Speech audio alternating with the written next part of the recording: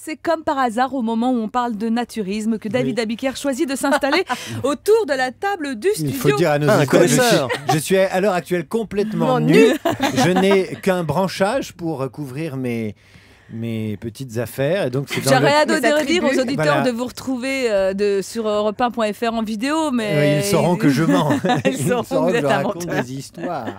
Alors, salut mon David. Comment allez-vous les experts?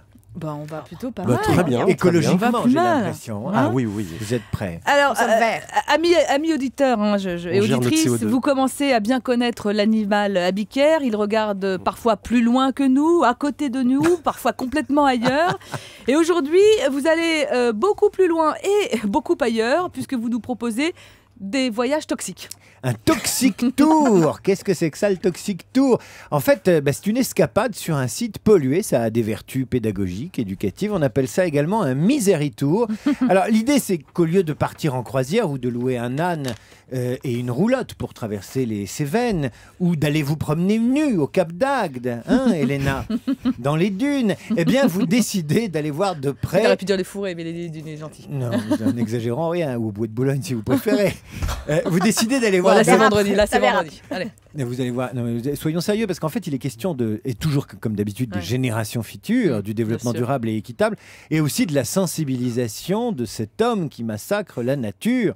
Opposition entre culture et nature. Alors, vous allez voir un site massacré par l'industrie, la pollution, donc la main de l'homme ou de la femme.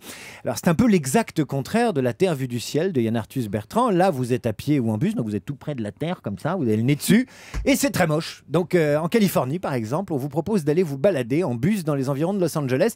On vous propose, par exemple, de faire escale à Asthma Town, c'est la ville de l'asthme. Asthma Town, c'est une zone industrielle où coexistent des voies d'autoroute, parmi les plus utilisées de la région, des usines chimiques et des abattoirs de porc. Donc là, vous avez le cocktail détonnant de la défiguration du paysage et de la pollution, le rêve donc. Sinon, dans la région des Appalaches, on vous propose de voir comment l'extraction du minerai de fer a littéralement éventré la montagne et pollué jusqu'à 2000 km de ruisseaux. Tout ça, c'est raconté très bien par Hélène Crière-Wissner sur le blog American Écolo qu'elle tient pour Rue 89. Vous pourrez aussi quitter les États-Unis et vous rendre au Canada, visiter les champs pétrolifères de l'Alberta. Et là, pour le coup, ça se visite avec le concours des compagnies pétrolières qui estiment n'avoir rien à se reprocher. On éventre la terre pour en tirer les ressources naturelles. Sinon, vous n'êtes pas obligé de partir aux États-Unis. Direction l'ex-URSS, moyennant, qu'est-ce que c'est 130 €? C'est rien. C'est rien pour faire un tour, un Tchernobyl Tour. Histoire de vous rendre compte par vous-même des effets sur le biotope d'une catastrophe nucléaire. Il est assez probable que dans peu de mois, on aura la possibilité de faire un Fukushima Tour, bien évidemment. Alors, plus près de chez nous, vous pourrez aussi vous rendre en Andalousie, en Espagne, près de Carboneras. Là, j'y suis allé moi. J'ai vu cet immense hôtel à moitié achevé qui défigure face à la mer.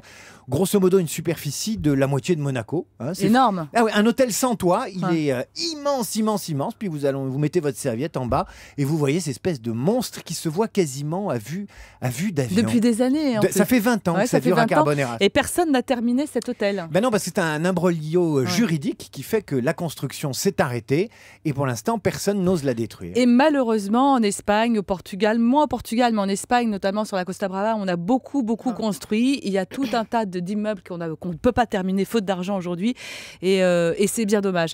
Merci beaucoup. En tout cas, David, je voulais juste...